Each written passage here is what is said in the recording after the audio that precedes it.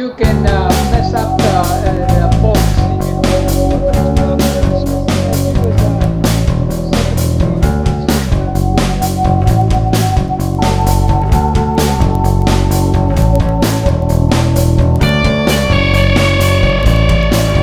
Hello everyone, welcome back to Mountain Bike Restore Part 3.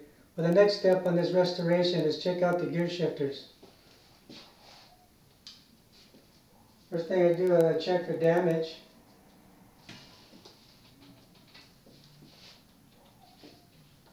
Any looseness? Anything I should be aware of? Then I'll check the brake levers. Check for damage. Looks pretty good. Then down here I'll check the brakes. Check for damage. And I'll check for any looseness. Then I'll check the brake pads. Check for any cracking or any wear. Usually these old pads are pretty good, so I may keep these. I'll check the cables on there.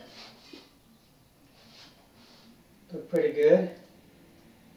Then I'll check for rust. Any fray, which means split cables. I come over here and I'll check the back. Check the brake for damage, any looseness. And I'll check the brake pads for any cracking or wear. That looks pretty good. Check the cable on here. Check for fray or any rust.